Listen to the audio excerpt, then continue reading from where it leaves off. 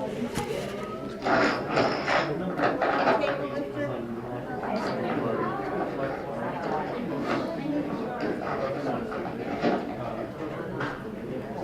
ar-Rahman ar-Rahim. In the name of Allah, the most gracious, the most merciful, we would like to welcome the people. We would like to welcome the people to the Islamic Center of Asheville. Welcome. We are delighted to have you. The forum will be for the visitors more so than the community. Anything they want to talk about, a question concerning religion of Islam and so forth. The women, as you can see, they're on one side, as we do have a code of separation, no disrespect intended, but you are free to sit where you can see the imam. You will be able to have questions or state things as you like. We hope to have the best hosting for you, refreshments. Please make yourself comfortable. We're delighted to have you, and welcome to the Islamic Center of Asheville. About the introducing and community them. They would like to introduce their community to us. Who would it be? Is it a woman or a man, or whom would it be? I will take care of that, inshallah. Relax.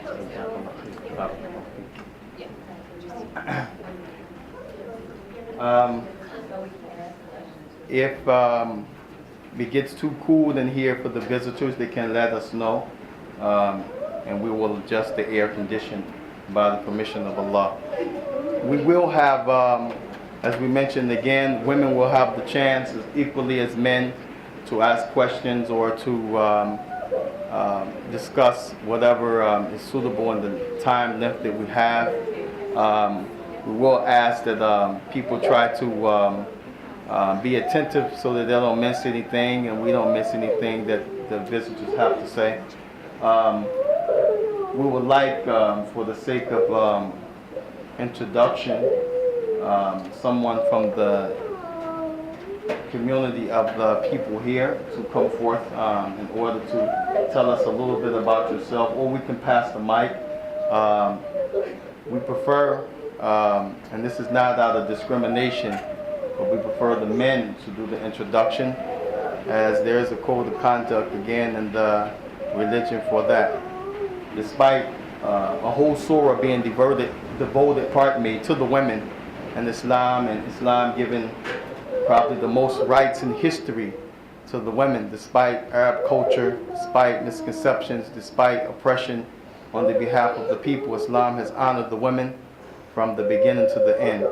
So I hope no one takes this as they often say, insult or something biased, because we choose the men to give introduction for their community. And we would like whoever raises his hand, who has the most knowledge of the community or so forth, this is what's preferred. Don't feel shy. You can choose amongst yourself.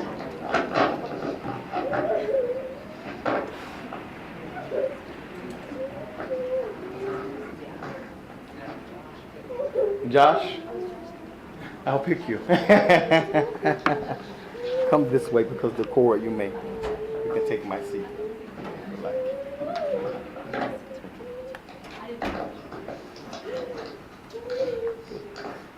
You can take my seat. Hi, welcome. My name is Joshua Sierri. I'm a tzedek intern with the Jewish Community Center of Asheville, and we're very glad to be able to have an interaction with our two communities. This is the first time I believe the Jewish Community Center has a formal interaction with the Muslim community in Asheville, and I think it's long overdue. Both our communities have been here for a very long time, and thank you so much for having us.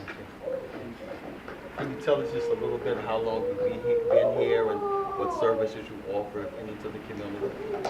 The Jewish Community Center has been here since 1948, and, 1940.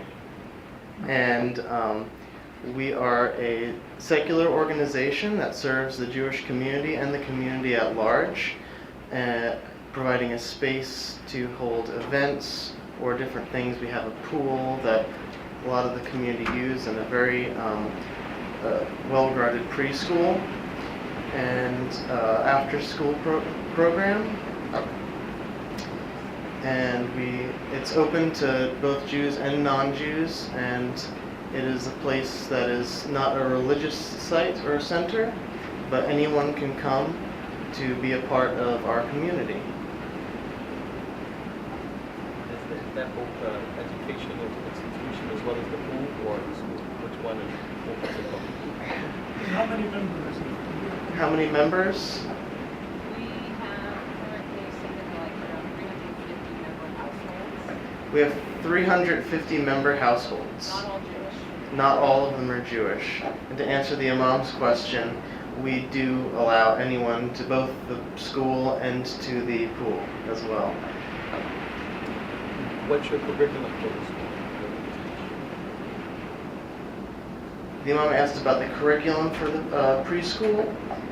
It's not a religious school, but we teach things with the Jewish cultural lens. Does anyone want to continue commenting on that? It's a program for birth through 5 years old. Birth through 5 years old. It's 5-star rated. It's 5-star rated.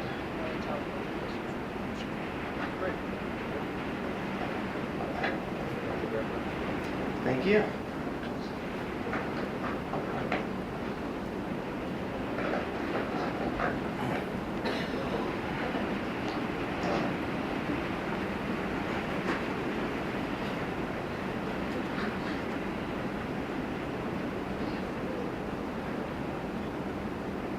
Normally, just commented on the question I asked. Normally, when we set up schools in the United States and Canada by the Islamic community or the Muslim community, normally we have some secular as well as religious curriculum, such as a person would have to take that which allows him or he or she to pass the state exams in reading, mathematics, social studies. They also have certain preparation for high school entry and college entry. And then aside for that, we choose what we want to teach as it relates to the religious side, such as Arabic, Quran, maybe Islamic conduct and moral manners and things of that nature. So those were along the lines of my question. If you had secular mixed in with whatever cultural teachings that you provide. So. One of the things that, again, I want to welcome you with an extended welcome anytime on a personal level. You all are welcome to come for the Friday prayer. We have visitors all the time.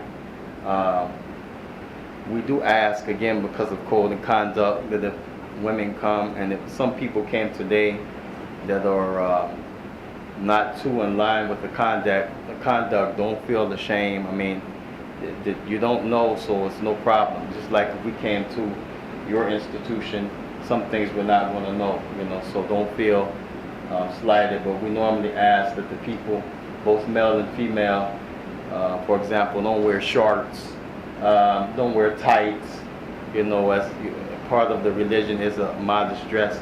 So we normally ask the people to try to dress down a little bit. And they normally are very happy to do that, very respectful and delighted with that, So if you come on Friday, keep that in mind, and you're welcome anytime. Normally after the Friday sermon and the prayer, we entertain questions with the visitors, normally in the kitchen, where people can have privacy as people are on the floor here, congregating and a lot of noise. So that door is always open. Actually, this is my first time having, I don't know if to call it interfaith or open dialogue with any community other than the Islamic community. And we ask Allah to forgive us, the Muslims, as this is a shortcoming. We should interact oftentimes we don't, not out of being selfish, but the busy life and not being so proficient in the skills that it will take to run a program. So we also ask your pardon for that as well. I guess the best thing to begin with is to find out what are some of the things that the visitors would like to discuss, what they would like to get to know. As we had a group of middle school children about 10 days ago, and they enjoyed it, and we have visual for them, of course. We had some refreshments, and they enjoyed it. And one young girl, she said, my mommy said that Islam is a religion of peace and organization, and it's not a terrorist religion. And I said, go home and tell your mom that she was exactly 100% right, and God bless her. And she smiled like the sun on a sunny day. You know, so my point is that, you know, this is a barrier that we have, and this perhaps may be the thing that keeps us from coming together. You know, what people feel, how to approach, what not to say to be offensive. So I hope this is the beginning of breaking those barriers, inshallah ta'ala. We will take from the women, if you have any specific things that you would like to discuss more so about Islam, as that's an obligation for us to clarify, to get to know, and if you have something that you want to share from your religion, is education for us as well. So, but we have to put forth what you would like to discuss about Islam and the Muslims first, because this is an obligation upon us. So, any of the women from the women's side have any suggestions or topics or questions concerning that? And if the voice is too soft, we can pass the mic. There's no problem.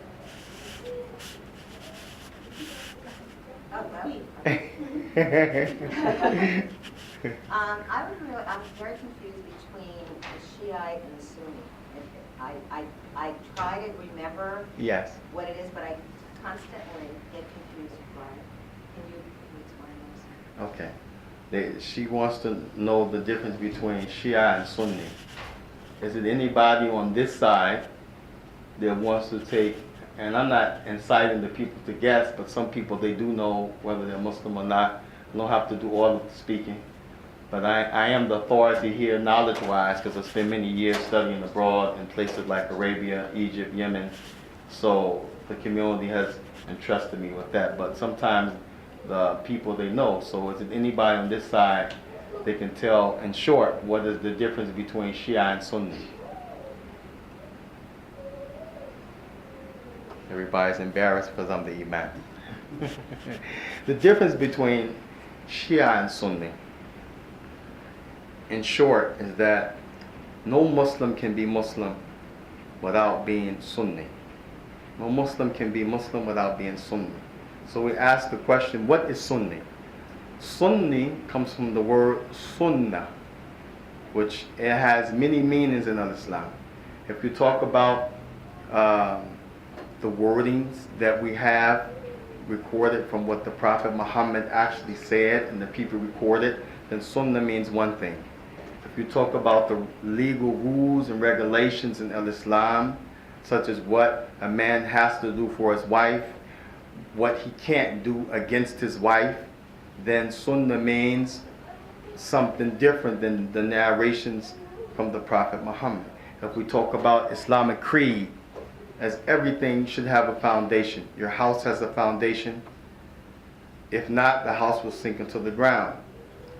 Most of the things that we know have foundation. It's not just suspended in midair.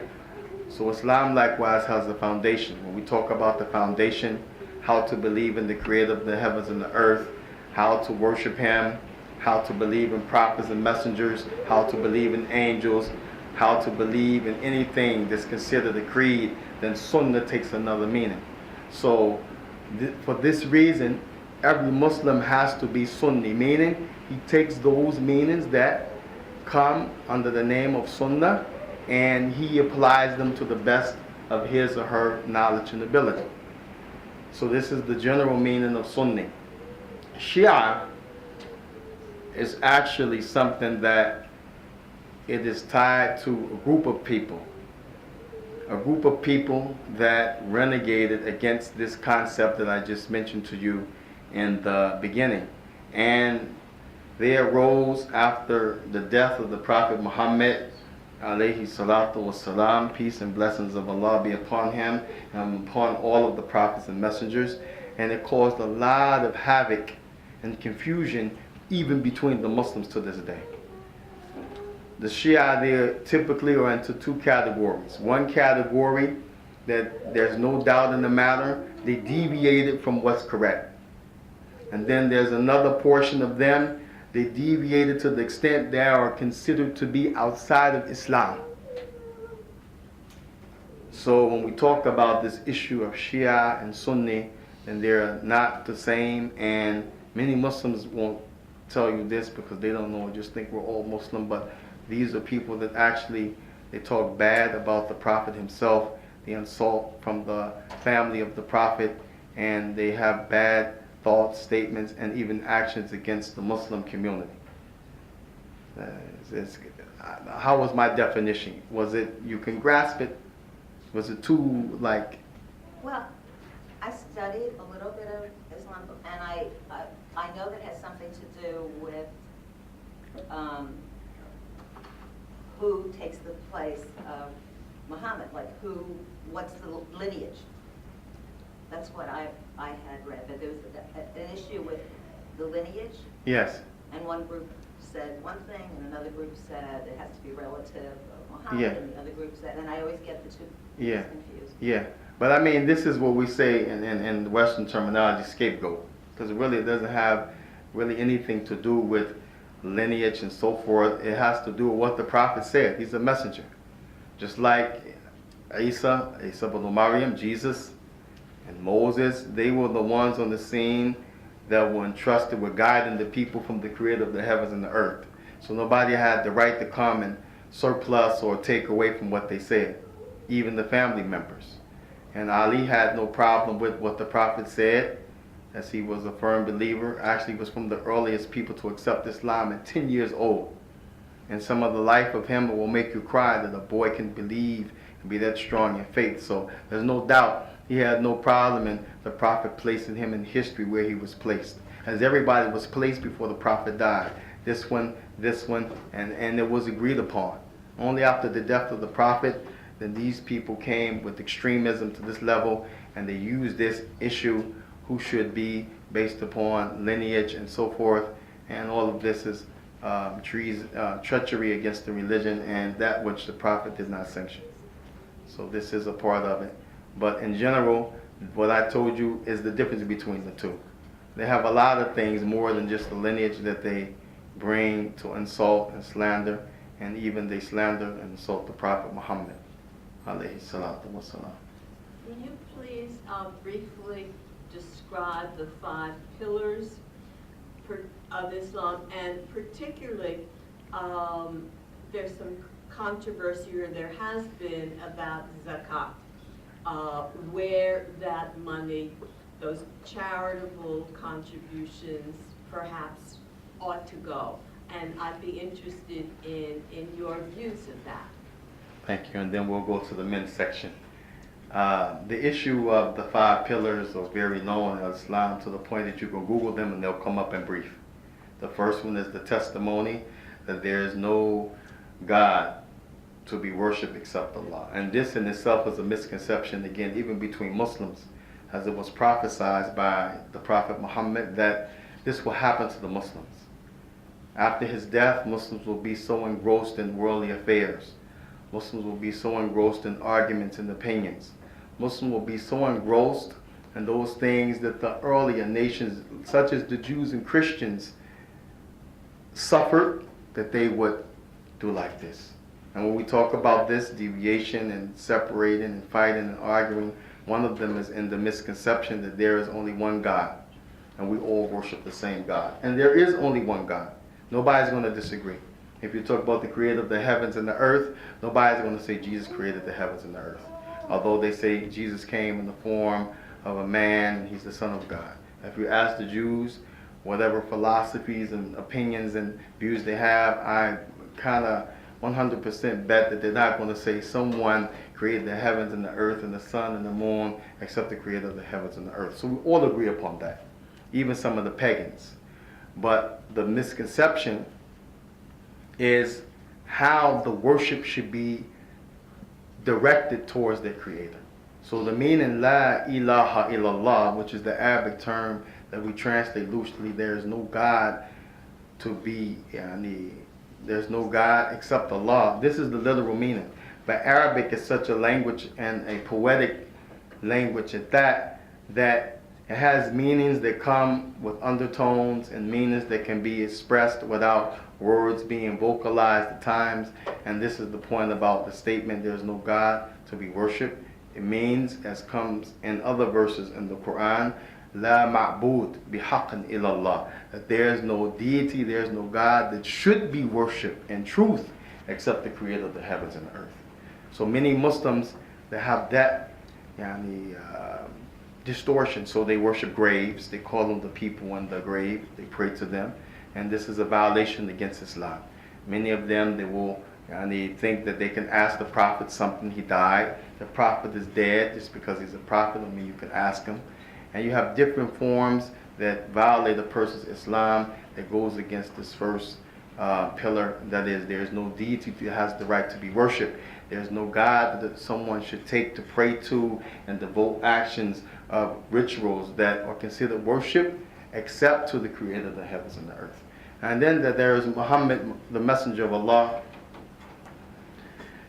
There's so much controversy that they tell you two things never discussed: politics and religion. And that is because if you discuss the both of them, you're going to find two roads that are paved: that which is truth and that which is falsehood. Then you have the opportunity and the liberty to take whatever you like, but that's the reality.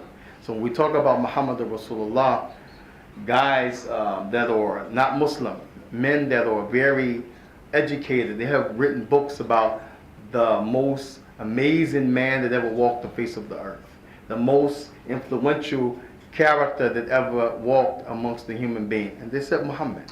And they mention why. And likewise, you have many of the stories from the Prophet.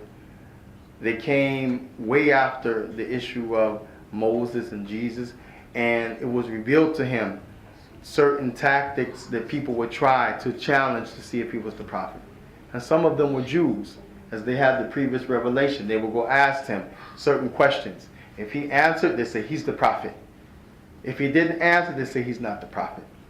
And sometimes he wouldn't answer because God didn't reveal to him. And typically speaking, unless God reveals to you, stay quiet. Then Gabriel, which in Arabic is Jibril, will come and inform him, and then he will tell them, and they will say he's the prophet. So this Muhammad was known from the other scriptures by the other people, including the Jews and the Christians, and he's the last of them, and we all have to believe that. No matter what miracle he has, we can't raise him to a level other than being a prophet and messenger. And this is the discrepancy also with our Christian community, because Jesus, Isa ibn Maryam, he was created without a father. They say he's the son of God. But Allah has said in the Quran, مثل Isa كمثل Adam. The parable and the example of Jesus is like that of Adam. That Allah had created Adam without a mother nor a father. We don't say he's the son of God. So it's a miracle from God.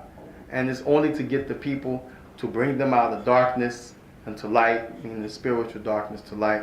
So this is what every Muslim has to believe, that Muhammad is the last prophet and messenger. And we only say he's the best, not because we eulogize him and we defame somebody else, but because he completed the religion of all of the other prophets and messengers that came by the command of God.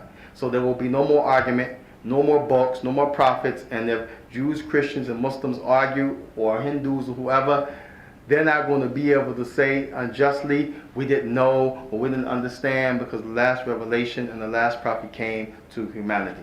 The second is the Salah, where we pray 5 times a day at fixed times, but those times changes as the time goes according to the lunar calendar.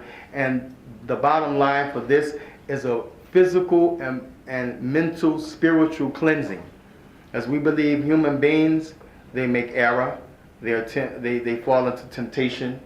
they are prone to do wrong. So the salah is something to remind that individual of their Creator and what He has commanded them, what He has forbade them, and to help them throughout the day with the trials and tribulations of this life. The zakat, the highlight of the question.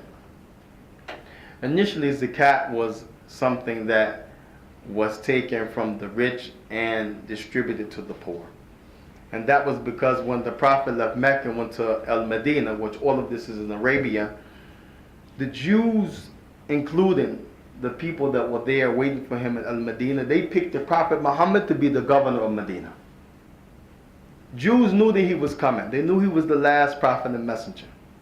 And they knew that he would appear in Arabia from the religious text. So you had some in Ta'if, some in Medina, some in different places waiting to see where is he going to come, and he ended up going to Al-Medina. So when he left Mecca going to Al-Medina because his own people wanted to kill him and those that accepted Islam, when he got to Al-Medina, some of the people that welcomed him was the Jewish community, along with others. And they appointed him to be the governor, and they made a state, meaning with the jurisdiction and with all of the things that were good for civilization. So thus, the zakat was the economic base for the people, and at the same time, a way to help the poor, like a welfare system. Okay, so now what do we do with zakat? 2013, where everybody has, I need some type of way to make a skill or education or to earn a living. Then do we just flush zakat down the toilet? No, because the other part about zakat is to purify the individual from this mind. Stinginess. I don't care, that's his situation. I'm glad I'm not him. So it has two folds that are very fundamental. So the Muslim still should give zakat, and it's in the individual. And it has to do with how much assets you don't or you do have. If you have some surplus, if you don't have surplus, if you have businesses, not everybody has to pay the zakat. And what they normally do, they can find in the community who's poor, who's barely making it, who's widow, who's without work, and just give them that portion that's already been figured out. I think they say 2.5% of what you have of surplus like this. And this is, generally speaking, the zakat system. Has nothing to do with funding terrorism and this and that, which the people have, the Muslims, afraid today to give 1 penny, afraid. They will say you're giving to terrorism. Document it. Show who you're giving to. And make sure you're giving it to somebody that you know is not into nothing. If they give it to the imam, ain't no way the FBI, CIA is going to come say you're giving to terrorism. I'm the poorest guy in Asheville. Shoot, a bomb, the last thing I want to be is next to a bomb. I want to eat. So, but zakat is something that even the Christians that have something charity you give, and it has nothing to do, though, with the imam stealing and so forth. It's for the general public based on their needs and so forth. Anybody from this side, Yusuf, am I on point with that or not? Yusuf bin Imran. Yes, brother. Barakallahu fi. The president, he also helped sometime with these issues. But from my studies, this is what I know generally about zakat. Yes? How many different foods do you guys eat from us? How many what? How many different foods do you guys eat from us? She said a word I didn't understand. Foods. Foods? Do we eat? Are there any dietary rules? Oh boy, wow. Dietary rules. Believe it or not, the Jews have more dietary rules than the Muslims. They do. The Jews, they do. And we won't say where they came from and the origins, because Muslims have dietary rules, but they have nothing to do with religion. It's culture. It comes from, what they did back home and this and that. And when you go to look into religion, it has no restrictions. But they will tell you, you have to do this, you can't do that. This is what we learned back home. So when we talk about real dietary restrictions, the Muslims should eat what's permissible. For example, if there's a dead dog on the side of the road, nobody's going to eat that. Everybody's going to say, ew, it stinks, and it's a dog. But you have certain type of meats that if they were in the store and somebody cooked them and put gravy and onion and sauteed them and green peppers, you would say, mmm. But some of them the Muslims can't eat, such as bear. Can't eat bears. I know we have a lot in Asheville, and I heard they eat out the garbage and they sit next to your car like doggies, but we can't eat bears. So this is one example of what you can and what you can't eat. A Muslim shouldn't eat something that's bad for his or her health. Shouldn't eat what's bad for his or her health. So you have to watch your cholesterol, you have to watch your sugar intake if it's going to lead to bad health. And basically, when we talk about this issue, everything is okay, except for the issue of meat. There's a controversy about the meat. There's something called the biha. Some people say zabiha, but it's the biha. And that's simply, when you have a chicken, it should be killed with a knife. And when you kill it, you shouldn't say in the name of Buddha, in the name of John, in the name of Muhammad, in the name of 250,000 statues. No, you just kill it. And if you have to say somebody's name, then you say, in the name of God, the most gracious, the most merciful. Because it becomes worship when you mention the person's name. And the raising of the chicken, you can't let them eat trash, can't let them eat bad feed, because the chicken is going to be sick, poor thing. And then when you eat the chicken, you're going to hold your stomach and you're going to say, Mommy, I have a stomach ache. Because the chicken was bad. So the raising of the animal must be raised in a healthy way, and the meat must not be hit over the head, as some factories do, or electric shock. No. Shouldn't do the animals like that. It's cruelty, and everybody will agree if they went and seen that. So to eat that, then that's going to be bad for your body. Other than that, we have a free dietary menu. Pizza, hot dogs, chili, popcorn, vegetables. Ew, vegetables. Yes. Pork is from amongst the main things. Barakallah feek, Allah bless you. Pork. And this falls in the category of what you can't eat. And even the early Christians, they used to say no pork in the Bible and so forth, and then things changed, and they said it's the sweetest thing on the market and the new white meat, so they said, the preacher said you can eat it. As the preacher said a lot of things that God didn't say to do. So pork is one of the main dietary restrictions that we have, along with alcohol and so forth like this. But basically speaking, we have a free diet with the exception of a few things. From this side, any of the men? Come on, guys, sleeping. Gotta have something to say. Feel free. I mean, don't feel, if I asked about Bin Laden, for example, I don't care, ask about him. I'm gonna talk about him like a dog. Tell you just what the scholars of Islam said about him for real. Have you asked about why the women have to cover, or anything? This is religion.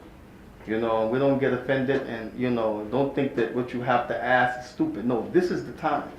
There's going to be a rarity for you that you meet Muslims that are open, friendly. Unfortunately, I'm just telling you the truth, that they will give you their time. Well, if you ask right now, most of us will give the shirt off our back. That's Islam. If we found that you were sick or something, we will grieve, cry, we'll come to see you. This was the way of the Prophet Muhammad. And they don't tell the people this part about Islam. I have to stop because I'm going to start crying. They don't tell you this part about the beauty of Islam. So we want you to feel free, to be open. We want you to be friends with us, friends with you, like this. So anything you have, it's okay. Yes? Why is there some Muslim societies that they ordain that the women cover their faces? He said, why is there some Muslim societies ordained that the women should cover their faces? Let us reword that, inshallah, for the betterment and the benefit of the answer. Because Muslim societies today, they ordain a lot of things, such as going in the club disco. Muslim societies, they ordain, they're okay, it's alright. Intercourse outside of marriage. Muslim countries, they ordain killing a Jew or a Christian just simply because they believe different. So we don't want to say Muslim societies ordain. We want to say, what does Islam say about this? That's better. And if Muslim societies sometime ordain covering the face, sometimes it's out of culture. Then this is what they'll tell you. It's our culture. So when they come to America, for example, that same covering they were doing back home, they don't cover. And the face is the least of it. And this is not to make Muslims feel bad. We love the Muslims. We love all of the humanity, but we have to speak the truth. There's some misconceptions. I'm in America, so I can wear a polo shirt, nice jeans, nice hairdo, This is a Western way. We know, we grew up here. But Islamically, no matter where you are, you have to cover. And this ordainment, by the way, you go and Google it, do your homework.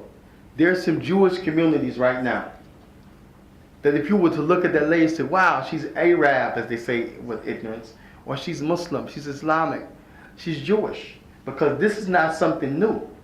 This type of covering was an old issue of being ordained for the woman. And the reason being is because women like today were annoyed, taunted, sought after, made objects of sexual pleasure without respect and the rules and regulations that women deserve. And there were not places that had law and order like we have now, police and 911, you know, people traveling for miles on foot and animal, bandits, you know, take your wife and you never see her again. So this type of covering God ordained so that when the man looks in his lust type of mentality and way, he doesn't have those things to entice him that will make him beast-like in his mind because of his sicknesses that he already has. As a way of honoring the woman, that you're not just a person that has curves and waves that a man is going to look at in a negative, in a lustful way. You are a gem, you are a diamond. So put yourself inside of this box to be protected.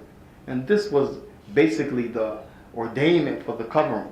Not because women have a sense of low self-esteem. No, ladies cover and they have high self-esteem. They know they look good, they have dignity, they hold their head up, and you don't always have to wear black and bland colors. You can wear something that, you know, the tone is down, and they have purses to match, and mashallah, they strut like, you know, they don't strut too hard because they don't want to draw attention, but you know, hey, you know, they wear it, they look good, and they feel good. And this includes, again, Jews and Christians from different denominations. They still hold on to this type of cover. Even the Seventh-day Adventists, we were in Charlotte, and a lady came in the meat store to buy something, the halal Muslim meat store, and she seen my wife, and she said, "Oh, I love this so much." You know, I jumped, turned around, I didn't know what was going on, you know. And she herself had on a long, what we would say, jilbab, and she had the scarf, but she had taken it off her head, thrown it over her shoulder, you know, fixing her ponytail. And she was saying, you know, about people who don't cover worse than what some extreme Muslims might say, you know. So this covering, they have taken it and made it oppression when you see it. They have made it culture. They have made it something to make the woman feel not a woman. They have taken it and made it extremism, terrorism. The origin of this was from the wise one above, the Almighty, because of the evil that people had done and thought about the women. And it will remain until the last day, inshallah ta'ala. So this is why the covering is ordained. As far as in the Muslim countries, again, most of them is culture for them. They don't know the origin. They just know my grandmother or my great-grandmother did it. Most of the society does it, and they hate it. And they don't know why.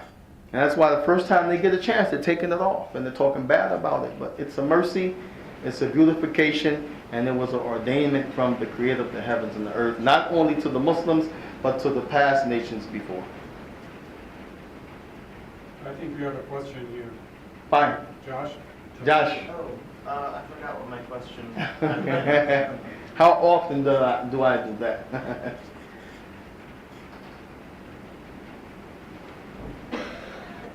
Anybody from the sister side while Josh is recuperating? Particularly about the covering. Any Muslims there, Muslim ladies that have something to add that is religious based that could help us highlight the issue of covering?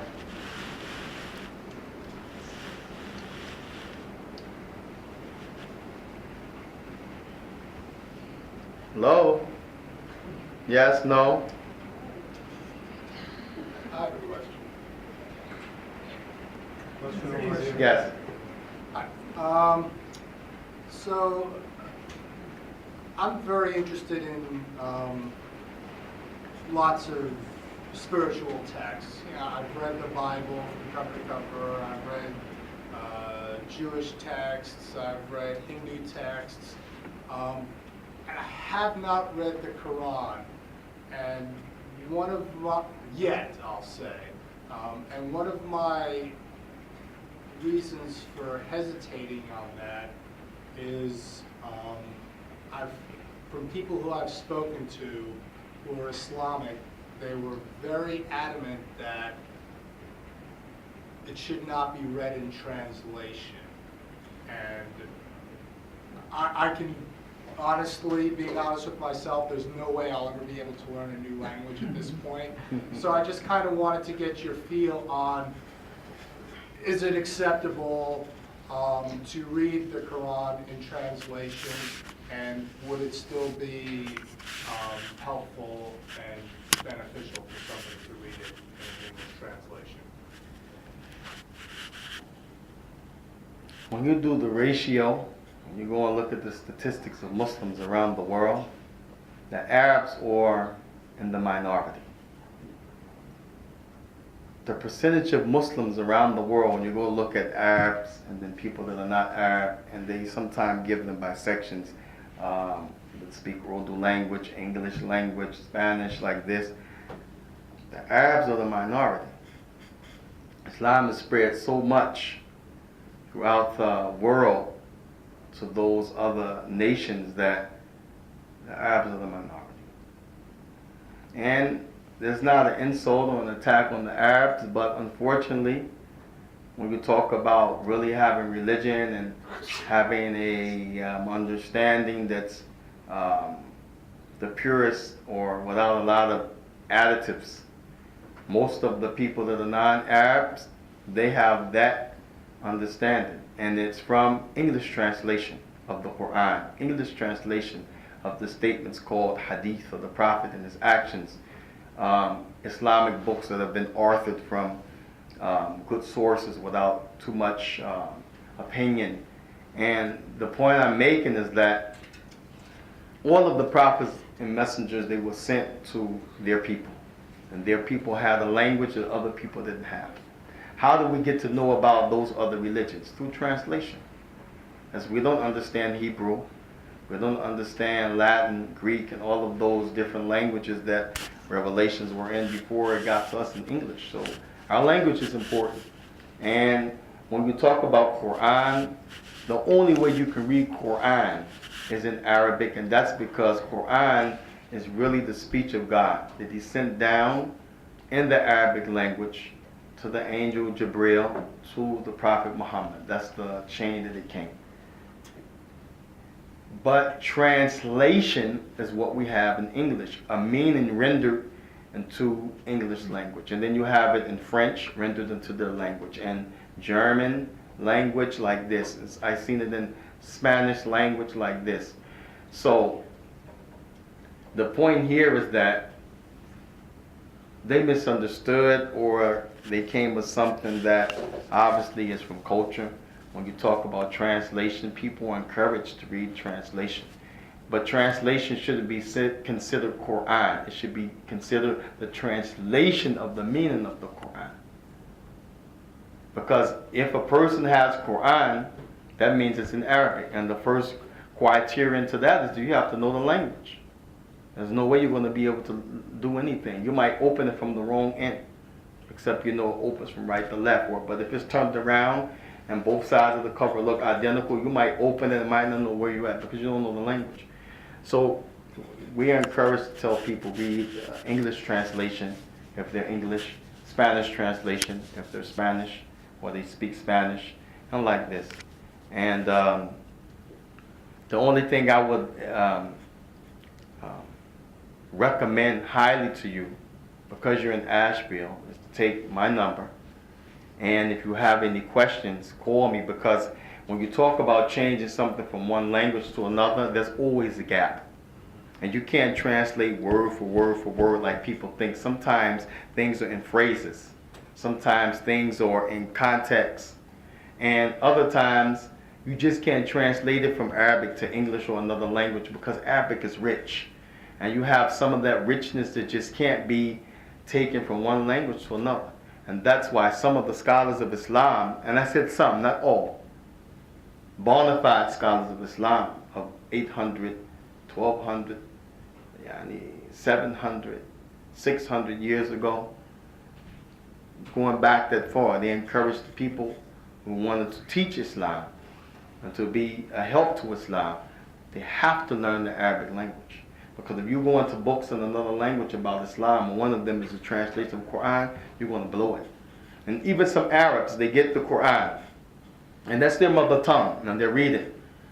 Like the statement of Allah where He says in the Quran, وَقَاتِلُوا فِي سَبِيلِ اللَّهِ الَّذِينَ يَقَاتِلُونَكُمْ وَلَا تَعْتَدُوا إِنَّ اللَّهُ لَا يُحِبُّ الْمُعْتَدِينَ.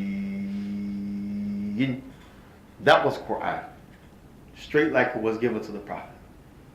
Now when I translate that, I can't say that's Quran. This is the meaning of the Quran.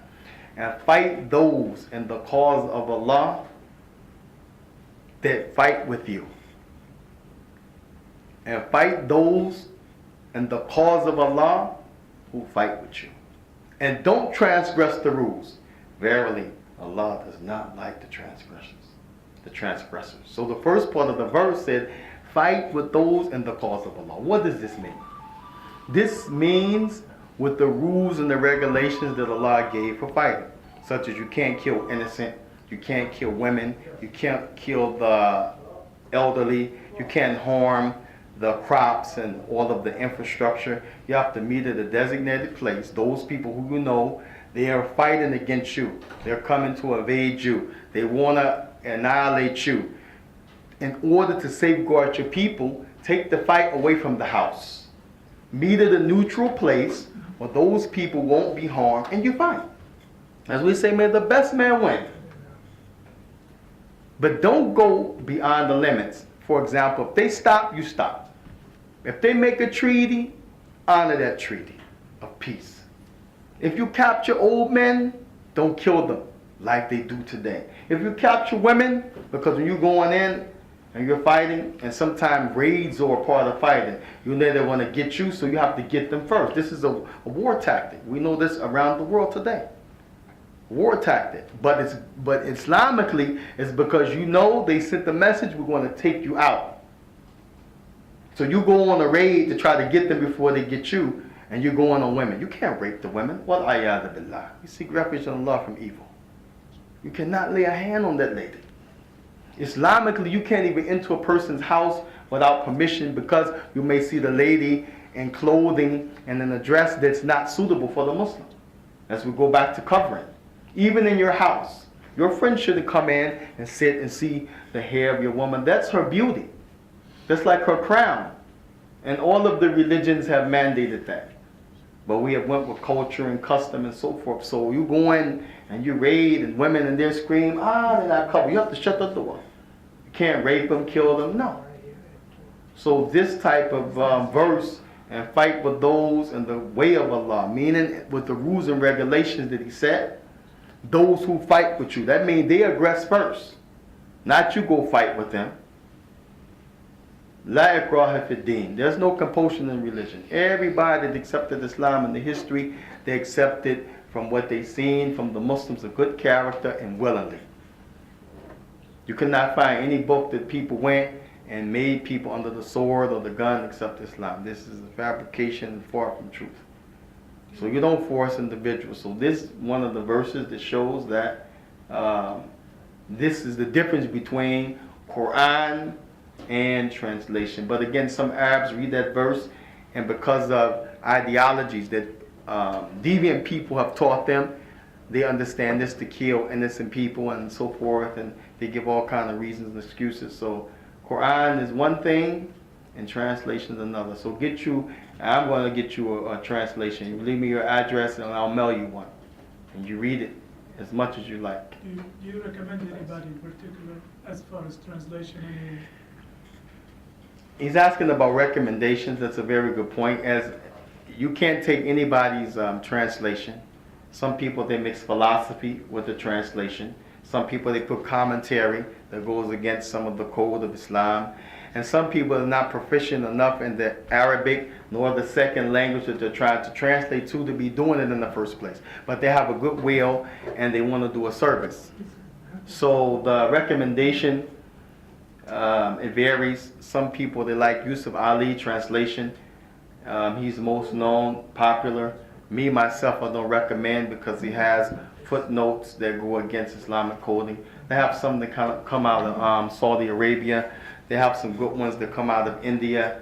And I think they have a nice one that comes out of the UK. It's just an old style English called Pictal, yes, Mamadou Pictal. Very good. Doesn't have a lot of additives and things that shouldn't be added. So those will be the first three choices. The one out of Arabia, the one out of India, I think Iqbal, it's pretty decent. We have it here, and the one from Mamadou Pictal from the UK.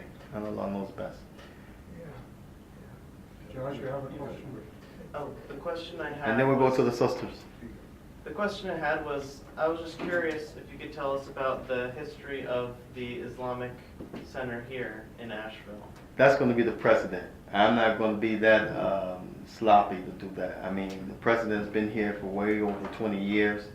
I'm the, I think, fourth imam, and I'm the newest of them. So he would have to give that history. Any questions from the women's side before I give the mic to the president for the history of Islamic Center here? Any questions?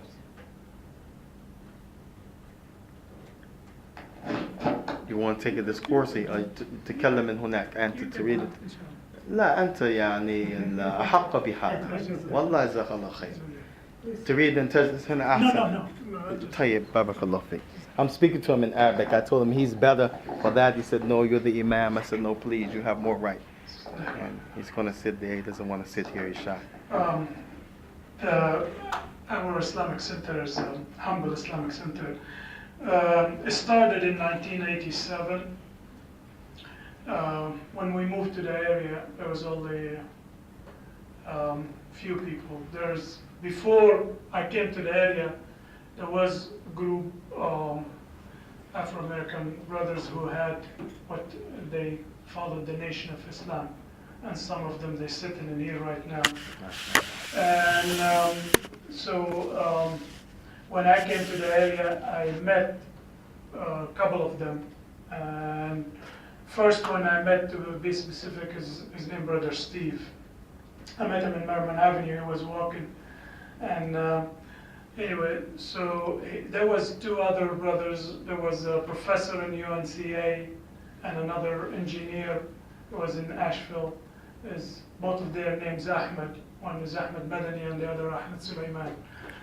But anyway, we were meeting in our homes, and we were, doing our the Friday prayer, which is the obligatory prayer, in the whole week.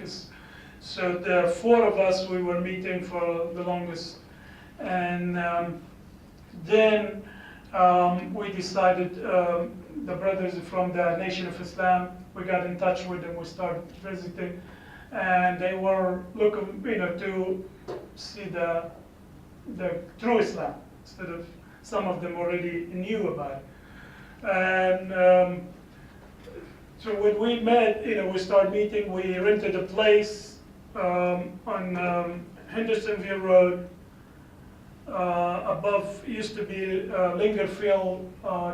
It's called Hardware Store. It's Biltmore Hardware. It's Lingerfield, across the street from McDonald's. The place was, I'll make it easy. The hall that's in the bathroom, and no hot water. From there we moved to West Asheville. We rented a room in the West Asheville.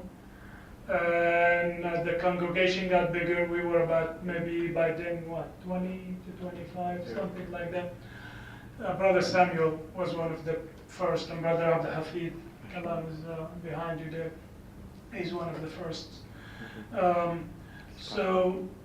Then we moved from West Asheville, Louisiana Avenue, to downtown Asheville. That's when we really we had our own place, we called it. Not our own, but we rented, but we made upstairs very nice, and it's a Breacher Park. We had the sign that says Asheville Islamic Center, and people stop by. We have visitors at least every day, 3-4 people comes in, and sometimes groups. We had shops, our shops that were in downtown. So we were mingling with the local more, and the activities were greater. We had classes, Arabic classes, we were teaching Arabic, we were classes in the religion, like what the Imam was saying, we do the Arabic and the religion. Then the community is like getting really big. So we knew we need to move on. Unfortunately, that building was supposed to be sold to us. Somebody from Connecticut came and gave better price and bought it. So it was sold. But we had to move to, used to be Planting College. I don't know if you've been in Asheville a long time. You know where Planting College is? It's across the street from almost the city hall. And it's on the side, I don't know, what is that building called now? It's on College Street, anyway. It's on College Street. Yeah, closer to the... Courthouse. Yeah, closer to that area. So we moved there temporarily for a couple of months. Then we bought this land. There was an old house on it. And then we built this building. So the community now, I would say, 100 family at least, a little bit more. I think a little bit more than that. So, and this is the history of Asheville. It started around 1972. That's what that's like. Yeah,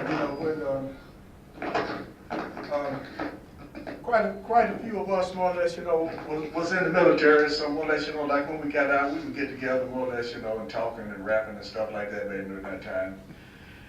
And a friend had been in prison. He had heard about the Nation of Islam in prison. And he had come out and started talking to us. And then they found out that there was a temple, Islamic temple down in Charlotte, North Carolina. Because the Nation of Islam had temples, just like the one that Malcolm X did. He built temples in New York, things like that. So different people started building, temples in different cities. And North Carolina, they had temples like in Winston-Salem, Greensboro. And we told the person down in Charlotte, Imam, that we had some people interested up in Asheville. So he would come up here on Saturday night, and we would meet together like in Gibson Street, Hill Street, and just, he would teach us about the concept of Islam as what he was taught. So we stayed in that concept of the Nation of Islam teachings up until 1975 when Elijah Muhammad, the one that taught them Malcolm X, he passed. Then his son, more or less, took over as Imam, and he started bringing us into the Nation of Islam, into mainstream Orthodox Islam. So we converted and stayed with that concept. So myself and Abdul Kalam, out of the community in Asheville, we're the only two that's left from the group that started back during that time. So we have seen, the community grow from that concept up until now. Thank you. Jazakallah khair, barakallah feek. Well, sorry for the feedback. It was obviously up too loud. So that was the history, and it should be clear, with all due respect, that there's a difference between the history of Islamics and of Asheville and the history of what came to Asheville in the name of Islam. When we talk about the Nation of Islam, maybe some of you here don't know what that means, but there was basically a black group, and that's just what it was, a black group that didn't accept whites, unfortunately, and they had some bad teachings given to them that the white man was the devil and God came in the form of another man, and another man was the messenger of God. And we reject all of those Islamically because Allah didn't teach us that. White people have flesh, they have hearts, they have souls, and those are the things that matter when you die.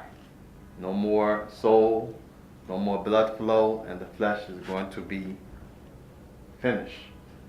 And for this we say humans are alike internally, and it's the outward that makes them different while they're the same at the same time. So they were taught this along with a lot of other misconceptions and basically things that were renegade against Islam. and that there will be another prophet and messenger after the one that came 1,434 years ago in Arabia. This is another. Doesn't make a difference if you deem them to be from India, Pakistan, Mecca, West Germany, America, Brooklyn, the Bronx, wherever. It comes from Israel, it comes from the Jewish rabbi, the Pope, the Grand Mufti, whoever. They send somebody and say he's a prophet, know that they're a liar. There's no more prophets and messengers. So, but a lot of good came out of that movement and misconception, and one of them is that people had an open heart to listen to what someone came to them with again and again and again. And one time that person who came with something came with the truth, and Allah blessed their hearts to absorb it, and they left that, traded that garbage for what is true. So there's a difference between the nation of Islam and Islam, and we should always make that hope. From the side of the women.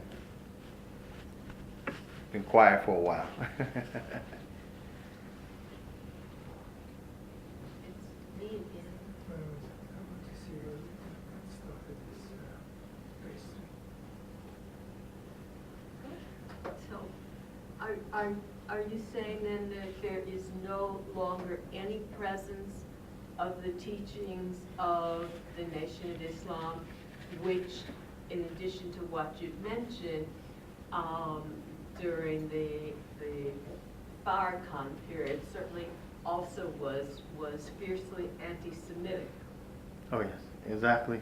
I mean, their teachers are around. You can find anyone with any philosophy or theory or movement with someone to follow him in that. So we're not saying they're extinct. They're around. But we said that some people, they were blessed to understand that that's falsehood, and that it's no more to be followed than anything else that Islam is against. And when the real knowledge of Islam and who the Creator is and what's our duty to Him and what's our relationship and duty to one another as human beings, creation, they accepted it. You know, and this is only from the Almighty God. This is only from the Almighty God that someone could be deceived to that level, as that's brainwashing to the utmost. People were really mentally messed up, and those that came out sane, it's a blessing, you know, because they had a lot of things that we won't discuss that they were taught, and a lot of compromises against their own souls and their own families in the name of they thought this was the messenger and what he had was correct. So you have some people that still follow it, but that movement, generally speaking, it's very, very small and minority here in the United States. Most people have come to Islam one way or another, and Allah knows best.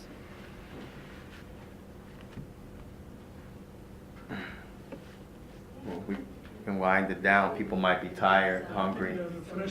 Refreshment. We'll have some, we will check if the, yes, if the refreshments are ready, we will let the people go for refreshments. I got one question. Yes. In reference to the brother's question, he asked about the women, the cover of the women. Yes. And what is the difference in a woman? You know, the woman have to cover up with her hijab. The women cover with the hijab, and some of the women cover with their whole face. Will you please tell us what is the difference between the woman covering with her whole face or just plain covered with the hijab and? Yes. Yes. We're checking now to make sure the refreshments are ready. As soon as the signal is given, the women, and typically people, they like, again, the men to go first. We must highlight that it's from the practice of the Prophet to do both. And this is not only for your education as guests, but for the Muslims too, as we have a lot of cultural concepts that people have and they deem to be Islam. The Prophet Muhammad sallallahu alaihi wasallam, he's the best example for an individual to follow because he only follows that which God gave him. So you can't go wrong with following the Prophet Muhammad.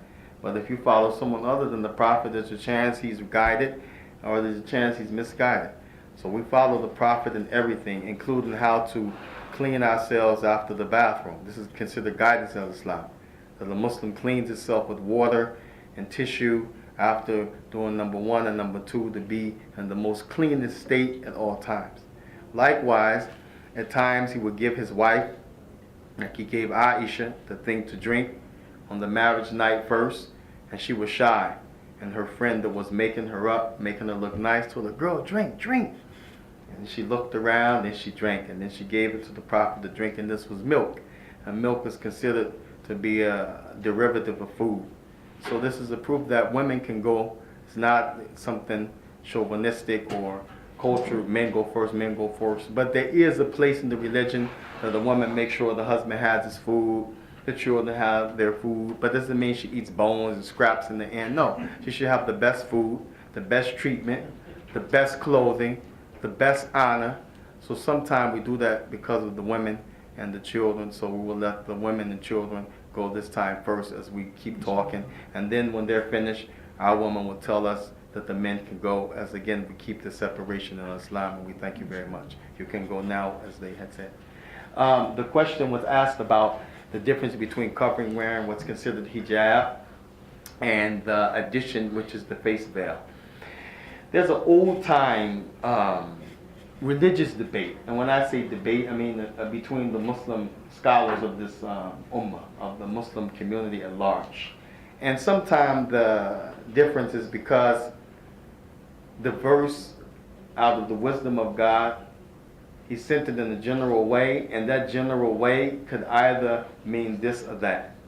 And sometimes this is done so that Muslims won't be like puppets, just follow what somebody said. You look at the verse, if it looks like this is what it means, and other scholars who have the ability to determine it has a hidden meaning or a particular meaning, if they say that, then it's okay for someone to assume that.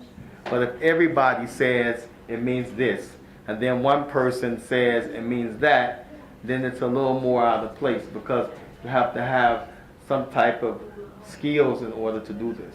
So you have one side that says the verses that talked about covering, it included the whole body of the woman. And there's some legal narrations that show that if that's the case, a lady could show her eyes in order to not trip and fall. And then there are some other religious texts that have been explained that the least that a person should do is cover the face and the hands, as a woman is going to have to grab something to do something, or again, you know, the face, you may have to drink. So these are the two positions in Islam, and people shouldn't argue if an individual shouldn't,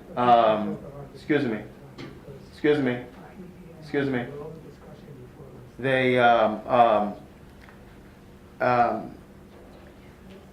so that people can hear, I mean, it's what's proper. Thank you. So the discussion shouldn't be a fight. If the one covers her face is better than the one who doesn't, or the one who doesn't cover her face is shameful. No, this is a debate between scholars of the meaning of something that was general, and this is what's understood from the earlier scholars and the latter scholars about the difference between the face being covered or not. So we will break for refreshments. If people have more questions, they can continue. People would like to come and help themselves. The ladies are doing the same. So if you come ahead, please. Excuse me? We have some refreshments for everybody. Okay, he told the women to go there. They go to the kitchen. We're waiting for the women to go and help themselves and take their food back to where they want to eat, and then the men are going to The go. women got some there. Oh, and these are for he's the men. divided it. He brought some for the men. And If that's what you want to do, that's fine. I'm just, I mean, it's no problem. However you want to do it, but we said that so that women can feel free and go pick, and men can be free. Some people might not want you bringing food to them, but if you bring it to them and they don't mind, I don't mind. This is for everybody. And the ladies got a tray, and we have a tray for the men. That's fine. Yeah. That's fine. You know, I'm visually impaired, so you could have a whole chicken there. I might not know what you're talking about. I'm visually impaired. I'm legally blind. Yeah, so. So, and people can enjoy themselves, and we thank you very much. سبحانك اللهم وبحمدك أشهد أن لا إله إلا أنت أستغفرك ونتوب إليك.